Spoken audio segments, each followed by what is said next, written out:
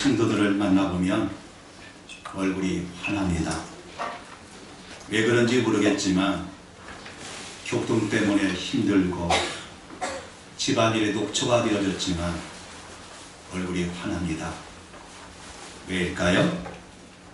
결론은 사랑입니다. 사랑하면 예뻐집니다. 사랑받으면 예뻐집니다. 바로 우리가 몸은 녹초가 되지만 사랑 때문에 얼굴이 환합니다. 여러분, 이번에 고향에 가셔서 사랑 많이 받는 그런 명절이 되기를 우리 축복합니다. 어느 설날 시골 아버님 댁에 식구가 모였습니다. 근데 이 식구는 이름을 버드로 이야기합니다. 아들이 아내에게 말합니다. 1번 학원 갔어? 2번 시장 갔어? 3번은 외출 중이다. 이 가정은 이상하게 순서가 번호로 매겨졌습니다. 놀랍게도 할아버지는 1번이 아닙니다. 1번은 손자고 2번은 며느리고 3번은 아들이고 4번은 강아지고 마지막이 할아버지가 6번입니다. 이 내막을 알고 할아버지가 충격을 받았습니다. 다음 할아버지가 외출하면서 냉장고에다가 종이 한 장을 써서 붙였습니다. 3번아 잘 있거라. 6번은 간다. 여러분의 가정의 1번은 누구십니까? 여러분, 뭐니 뭐니 해도 행복의 비결은 두말할 것 없이 사랑입니다. 행복은 성적순이 아니듯이 행복은 물질도 아닙니다. 행복은 사랑입니다. 근데 이 사랑 옆에는 항상 미움이 있고 원망이 있고 가슴 아픈 이별도 있습니다. 또 말할 수 없는 시련도 따릅니다. 시련이 없는 것은 좋은 일이지만 그러나 시련 속에서 우리 사랑이 더 깊어지고 더 열매를 맺습니다. 한 물리학자가 이렇게 이야기를 합니다. 모든 우주의 법칙은 저항의 법칙이다. 비행기의 원리는 공기의 저항으로 인해서 물체가 뜬다. 공기의 저항이 없으면 물체가 뜨지 않는다. 배의 원리도 마찬가지다. 배도 무리를 지날 때 물이 저항한다. 그러나 그 저항보다 큰 추진력이 있으면 배는 간다. 물의 저항력이 많을수록 배는 빠르게 간다는 겁니다. 우리 인생의 원리도 마찬가지 아닐까요? 인간의 모든 삶은 저항과 함께 발전하고 있고 저항이 없으면 여러분 변화도 없습니다. 그래서 저는 원리한 헨리 워드가 말한 이 말을 생각합니다. 업적이 있으면 대가가 있고 목표가 있으면 언제나 적대자가 있다. 그리고 승리가 있으면 문제가 있고 성공이 있는 그 뒤에는 희생이 있다는 겁니다. 세상에 일어난 모든 일 가운데 시련 없이 반대 없이 되어질 일이 여러분 있습니까? 우리 세상에서 하나님을 위해서 일한 사람 중에 아무런 저항 없이 아무런 방해 없이 하나님의 뜻을 이룬 사람은 없습니다. 이런 민족의 지도자 모세를 보십시오. 애굽에서 나올 때 무려 바로로부터 10번의 방해를 받습니다. 사실 한 번의 재앙으로도 바로는 견디기 힘들었지만 그 재앙을 10번을 당하면서 모세를 계속해서 추격하고 이 저항의 힘이 얼마나 크다고 하는 것을 다시금 느껴봅니다. 우리 복음을 위해서 위대하게 달려왔던 사도 바울, 사도 바울같이 위대한 인물이 여러분 그렇게 대복음을 전한 전도자가 있겠습니까? 그 사도 바울 뒤에는 수없는 방해가 뒤따릅니다. 그에게 얼마나 많은 방해자가 있었는지 사도 바울 자신은 고린도전서 16장 9절 말씀에 오늘 본문 이렇게 말씀합니다. 우리 함께 있습니다. 시작. 내가 광대하고 공의를 이루는 문이 열리고 대적하는 자가 많음이나. 바울의 인생에는 복음 전도에 항상 두 개의 문이 있었다는 겁니다.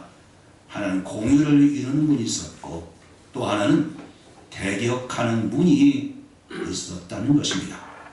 사역의 문이 활짝 열릴수록 그 뒤에는 대적하고 대격하는 문도 활짝 열려서 사도 바울이 가는 곳마다 핍박을 당하고 환난을 당하고 매도 맞고 배도 파손당하지 않습니까? 찰스 스혼드라는 목사님은 얼마나 많은 대적자가 있는지 사도 바울의 이 복음 전도 사역을 하면서 이렇게 간추려서 말합니다. 바울의 비판자들은 일생 안디옥에서 마게도니아 해안까지, 소아시아에서 예루살렘까지, 그리고 예루살렘에서 로마에까지 평생 그는 가는 곳마다 끈덕지게 따라다니며 괴롭혔다. 그는 1차 전도 여행, 2차 전도 여행, 3차 전도 여행, 마지막은 로마에 여러분 착고가 끄꺼이고 죄수의 몸으로 끌려가지 않습니까? 우리는 두 가지입니다. 우리가 살아가면서 반대와 방해를 아예 전제하며 살든지, 아니면 평생 반대가 없고 방해가 없는 외딴 곳에 내가 살아야 되는지, 여러분 같으면 어떻게 하겠습니까? 우리 살아가면서 반대와 여러분 방해를 우리는 전제해야 됩니다.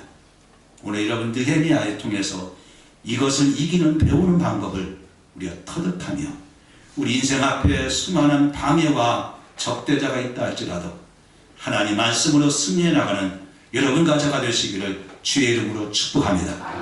오늘 네배가 주는 메시지가 뭡니까? 느헤미야는 눈물의 사람이었습니다. 예루살렘을 멸망하면서 그는 슬퍼하며 웁니다. 그리고 하나님 앞에 간절히 기도했습니다. 기도했더니 하늘에서부터 이런 비전이 임합니다. 그것은 무너진 예루살렘을 재건하는 비전이었습니다. 그 비전을 안고 예루살렘에 돌아온 느헤미야는 백성들과 함께 이 성을 재건합니다. 느헤미야의 비전에 동참한 38명의 이름들, 우리 지난 주간을 통해서 이 말씀을 함께 나눴습니다. 합심해서 성을 재건합니다.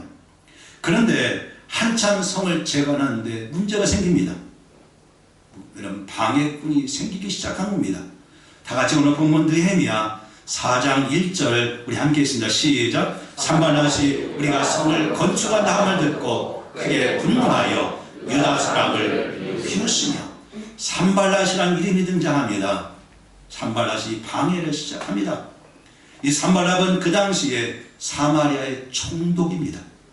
다른 사람이 아닌 사마리아 총독이 이 성을 건축한다는 것을 들으면서 방해합니다. 한 사람뿐이 아닙니다. 또 다른 사람의 이름이 나오는데 다 같이 느헤미야 4장 3절 말씀을 우리 함께 있습니다. 시작. 아몬 사람 도비아는 곁에 있다가 이르되 그들이 건축하는 돌 성벽은 여호가 올라가도 곧 무너지리라 하더라. 아멘. 도비아도 반대합니다. 도비아는 암몬 사람이라고 말합니다. 두 사람이 여러분이 방해하는데 핵심 멤버입니다.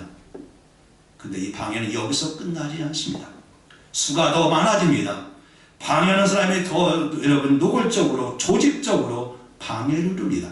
이어지는 느헤미야 4장 7절에 이 방해하는 사람의 이름들이 성경에 기록하고 있습니다. 우리 함께 있습니다. 산발랏과 토비아가 아마리아 사람들과 암몬 사람들과 아스돗 사람들이 예루살렘 성이 중소되어 그 허물어진 틈이 메꿔져 간다 함을 듣고 심히 분노하여 산발랏과 토비아와 아라비아 사람들과 암몬 사람들과 아스돗 사람들이, 언제든지 여러분 나쁜 것은 쉽게 전파됩니다. 암세포가 여러분 빠르게 전파되듯이 헛소문은 이렇게 더 빠르게 전달되고, 나쁜 영향력, 나쁜 속도는 여러분 소문은 더 빠르게 전달되어지고 그 세를 더해져 가게 되는 겁니다. 오늘 7절에 보면 이 반대자들의 지리적으로 보면 참 재미있습니다. 산발랏은 사마리아 사람입니다. 사마리아는 예루살렘 북쪽에 있는 지역입니다. 암몬 사람은 암만인데 지금 요르단의 수도 암만입니다. 이건 예루살렘 동쪽에 위치하고 있는 지역입니다. 아라비아, 예루살렘 남쪽입니다. 아스돗은 예루살렘 서쪽입니다. 그러니까 지금 느헤미야는 동서남북으로 지금 비난받고 있고 방해를 받고 있습니다. 그야말로 느헤미야는 사면 초과적인 입장에 처해져 있는 것입니다. 만약 여러분이 이런 상황에 처했다면 어떻게 어려움을 이겨내겠습니까? 잘 나가는 사업에 오늘날 경쟁자가 생깁니다. 나를 공격해 오면 어떻게 여러분 이겨나가겠습니까? 한참 내가 직장생활을 열심히 하고 있는데 공연한 말을 퍼뜨리고 나를 곤란에 빠뜨린다면 여러분 어떻게 이것을 이겨나가겠습니까? 하나님의 사명을 받아서 주의 일을 최선을 다해서 봉사하고 섬기는데 갑자기 나를 모함한다면 어떻게 이겨나가겠습니까? 언제나 우리는 방해를 받을 때 두 가지가 있다는 것을 중요하게 생각해야 됩니다. 하나는 나도 방해를 받을 수 있다는 것. 또 하나는 그들이 왜 나를 방해하는지 그 이유를 아는 겁니다. 비판을 받을 때 우리가 종종 쓰러지는 이유는 뭡니까? 비판 자체 때문이 아니라 그 비판에 대한 우리의 잘못 때문에 우리가 쓰러집니다. 왜 사람들이 나를 비판하는가? 그 비판은 정당하는 것인가? 그건 근거 있는 비판을 나에게 지금 하고 있는 것인가? 만약 고의적인 방해라면 하나님 이것을 어떻게 다뤄나가실 것인가? 이것을 생각하는 것이 우리가 먼저 할 일인 겁니다. 그런데 느헤미야를 반대하는 것은 이유가 있습니다. 다시 여러분 1절로 올라가 보십시오. 산발랏이 우리가 성을 건축한다 함을 듣고. 왜 반대하는 이유가 뭡니까? 딱 한 가지입니다. 예루살렘 성을 건축한다는 겁니다. 예루살렘 건축한다는 이유 때문에 산발랏이 느헤미야를 반대하는 것, 여러분 우리가 이해가 되지 않지 않습니까? 지금 예루살렘의 성은 지금 무너져 있지 않습니까? 그 다음에 그 성을 재건한다고 하는 것은 하나님의 뜻이고 그 시대에 요구되어지는 사명 아닙니까? 그래서 하나님께서 이 사명을 느헤미야에게 허락하신 것인데 왜 산발랏은 느헤미야를 지금 방해하고 있는 것일까요? 산발랏의 방해를 우리는 조금 더 역사적으로 이해해야 됩니다. 여러분 이스라엘은 예로부터 크게 두 개의 도시로 나눠집니다. 하나는 남쪽에 있는 예루살렘이고 하나는 북쪽에 있는 사마리아입니다. 역사적으로 예루살렘은 남한국 유다의 수도이고 사마리아는 북한국 이스라엘의 수도인 겁니다. 문제는 이 도시가 끊임없이 역사의 정통성을 놓고 다투어 오고 있는 겁니다. 우리나라 예를 한번 들어보십시오. 우리는 서울이 이 나라의 대한민국의 수도라고 생각합니다. 네, 북한은 그럴까요? 그들은 평양이 자들기들의 수도라고 말합니다. 서울은 2조 500년의 도읍지가 서울로 정해진 거 아닙니까? 근데 평양은 어떻습니까? 고조선, 고구려, 고려를 이끈 민족의 중심이 평양이라고 그들은 이야기합니다. 누가 더 정통성이 있고 누가 더 역사적 우위를 차지하고 있는 것입니까? 예루살렘의 역사적 문헌에 의하면 주전 19세기 이집트 문헌이 있습니다. 고고학자들은 예루살렘에 나타난 가장 오랜 유물은 석동기 시대로 주전 4300년의 시대입니다. 그래서 예루살렘은 지금부터 적어도 6000년 이상의 오래된 도시인 겁니다. 여기에 사마리아도 만만치 않습니다. 사마리아 사람들은 자기들이 사는 것이 그리심을 아예 지구의 중심으로 그들은 보고 있습니다. 노아의 홍수가 머문 것도 이곳이고 아브라함이 이삭을 바친 것도 그리심산이고 아브라함이 가나안 땅에 들어가 산 것도 세겜이고 야곱이 70명의 가족을 이끌고 애고로 간 것도 세겜이고 이것이 곧 사마리아가 되어지게 되는 겁니다. 그래서 그들은 유대인보다 훨씬 더 여러분 원형적인 율법을 아론으로부터 받았다고 이들은 주장합니다. 이 도시가 오랜 시간 동안 경쟁적인 관계에 있었던 겁니다. 그 이유는 바로 사마리아 총독이 누굽니까? 산발랏입니다. 예루살렘 총독으로 부임한 것은 누굽니까? 느헤미야입니다. 이 두 도시의 운명은 역사적으로 항상 갈려 있습니다. 예루살렘이 잘 되면 사마리아가 약해지고, 사마리아가 잘 되어지면 예루살렘이 약해지는, 이 둘은 영원한 경쟁자에 서게 되어지게 된 것입니다. 여러분, 여기 우리는 문제점이 있습니다. 경쟁심이 늘 문제를 일으키는 겁니다. 언제나 경쟁심이 사람의 인간의 관계를 깨뜨립니다. 사람을 저속하게 만드는 것도 경쟁심입니다. 경쟁심이 사람을 분발하게 하고 좋은 것도 이루기도 하지만, 결론적으로 말하면 작은 것은 이루지만 큰 것은 잃어버리는 겁니다. 우리 시대의 논리를 보면 모두 우리는 경쟁의 논리로 살아갑니다. 국가 경쟁력이 어떠냐? 교육은 경쟁력이 어떠냐? 국방은 경쟁력이 어떠냐? 심지어 여러분, 시장도 경쟁력을 주장합니다. 그러나 경쟁을 통해서 어떤 목적을 이룰 수 있지만 그 과정에 많은 것을 잃어버리는 겁니다. 한마디로 성취는 이룰 수 있지만 성공은 이룰 수가 없습니다. 실적은 얻을 수 있지만 사람은 잃습니다. 뜻은 이룰 수 있지만 하나님은 잃어버리는 겁니다. 경쟁은 언제든지 상대방이 안 되는 것을 전제하고 경쟁하는 겁니다. 상대방이 잘 되고 나도 잘 되면 경쟁할 필요가 없습니다. 경쟁은 상대방을 불행하게 하고 나를 행복하게 만드는 겁니다. 경쟁이 주는 목표는 뭡니까? 오직 내 승리입니다. 경쟁 속에 사랑이나 연민은 없습니다. 상대방을 배려하는 것도 없습니다. 경쟁의 비극은 그 속에 언제든지 시기심이 가득 차는 겁니다. 도무지 남이 잘 되는 것을 볼 수 없습니다. 도무지 여러분 다른 사람이 잘 되는 것을 견딜 수가 없는 것입니다. 경쟁은 나만 승리하면 되는 겁니다. 그래서 경쟁의 가장 큰 산물은 하나님을 바라보지 아니하고 언제나 나를 바라보는 겁니다. 늘 경쟁자만 쳐다보기 때문에 그 사람의 행동 하나에 따라서 내 상황과 내 감정이 변합니다. 상대방이 잘 되면 여러분 우리는 울고, 상대방이 실패하면 웃습니다. 토끼와 거북이에 경주하지 않습니까? 토끼가 거북이와 경주할 때 분명한 것은 바라보는 것이 달랐습니다. 거북이는 산등성에는 깃발만 바라보고 조금씩 걸어갑니다. 그러나 토끼는 누구를 바라봤습니까? 거북이를 보고 가는 겁니다. 거북이의 목표는 깃발이었지만 여러분, 토끼의 목표는 거북이를 이기는 것에 불과했던 겁니다. 토끼는 적어도 거북이보다 늦게 가지 않으면 이긴다고 생각했습니다. 그러나 거북이가 늦게 가자 그런 길에서 잠을 잡니다. 결국 거북이와 경쟁해서 싸운 것은 토끼는 졌고, 깃발을 향해서 싸운 거북이는 승리하지 않습니까?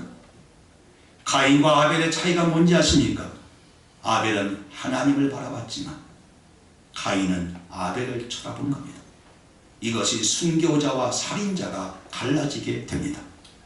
사울과 다윗의 차이가 뭔지 아십니까? 사울은 평생 다윗을 추격하는 데 목표를 잡았지만 다윗은 평생 하나님만 바라보고 가는 겁니다. 이 차이가 실패와 성공을 결정하게 되는 것입니다. 경쟁의 문제는 뭡니까? 하나님을 바라보지 않는다는 겁니다. 여러분, 지금 산발랏 머릿속에는 예루살렘을 재건하는 하나님의 뜻은 없습니다. 다만 느헤미야 된 시기심만 가득 찹니다. 어떻게 이 느헤미야와 경쟁해서 이기느냐? 느헤미야를 이루실 하나님의 뜻에는 상관없기에 그는 그 마음에 뭐가 찬구니? 이런 분노가 찹니다. 오늘 1절에 다시 한번 보십시오. 산발랏이 우리가 성을 건축하담을 듣고 크게 분노하여, 분노했다. 이 분노란 말이 한 번만 나오는 것이 아닙니다. 느헤미야 4장 7절에 보면 또 나옵니다. 그 허물은 틈이 맺고 자간 남을 듣고 심히 분노하여. 1절 7절에 분노가 나옵니다. 느헤미야를 방해했던 사람이 공통적으로 자리 잡은 것이 무엇입니까? 분노가 자리 잡았습니다. 겉으로는 느헤미야가 예루살렘의 성을 재건한다는 소식을 듣고 그 이웃에 반대했지만 그 기쁨 속에 뭐가 있었습니까? 분노가 자리 잡았다는 겁니다. 방해의 근본적인 뿌리는 분노였습니다. 왜 산발랏은 느비아에게 분노했을까? 왜 우리는 분노하고 그 분노는 우리가 어떻게 막아야 되겠습니까? 달라스 월러드가 쓴 하나의 모략이라는 책에 보면 그는 분노에 대해서 이렇게 말합니다. 분노는 우리 의지가 방해받을 때 우리 안에는 자동적으로 일어나는 충동적인 감정이다. 그리고 분노 안에는 자기 의와 자기 사랑이 있다. 달라스 월드의 이 분노는 다른 사람이나 나의 의지를 꺾거나 회방당할 때 그것에 반사적으로 일어나는 감정이라는 겁니다. 다른 말로 하면 이렇습니다. 사람은 누구나 자기 영토가 있습니다. 그 영토 안에 그 모든 걸 다 담고 있습니다. 소유, 관심, 욕심, 자랑거리, 꿈. 그런데 이 영토 안에 어느 날 다른 사람이 내 안에 들어옵니다. 그래서 그 영토를 침범합니다. 처음에는 지켜봅니다. 그러나 침범이 계속되어지는 마음에 여러분 항의가 일어납니다. 항의가 안 되면 계속 우리는 인격이 유린다고 생각합니다. 어떤 충동에 사로잡힙니다. 벌컥 화를 냅니다. 그리고 여러분 자기를 지키기 위해서 분노합니다. 화를 많이 내는 이유가 뭡니까? 내 안에 지킬 것이 많으면 여러분 우리는 분노합니다. 결국 사람들이 분노하고 사는 것은 자기 자신 때문이었습니다. 자기를 지키려는 것, 그리고 자기가 가장 옳다고 하는 자기 연민과 사랑이 뿌리가 내리기 있으면 우리는 자꾸 분노하게 되어지게 되는 것입니다. 분노를 이기는 방법은 분노를 참거나 없애는 것이 아니라 의로우신 하나님 앞에 자기의 죄를 하나님 내놓는 겁니다. 사랑하는 여러분, 이번 한 주간 분노하지 마십시오. 화를 내지 마십시오. 분노에서 벗어나지 않으면 그 분노로부터 나쁜 것이 자꾸만 나옵니다. 우리 다 같이 다시 한번 느헤미야 4장 2절 말씀을 한번 있으면 시작. 자기 형제들과 사마리아 군대 앞에서 일러 말하되 이 나약한 유다 사람들이 하는 일이 무엇인가? 스스로 경고하게 하는가? 제사를 드리기를 하는가? 하루의 일을 마치려는가? 불타는 돌을 흙무더기에서 다시 일으키려는가 하고 어떻습니까? 이 입에서 나쁜 말이 자꾸 나오기 시작합니다. 비난하는 말이 나오고 무시하는 말이 나오고 비인격적인 언어들이 자꾸만 나옵니다. 그리고 이제는 더 나가서 저주의 말을 퍼붓습니다.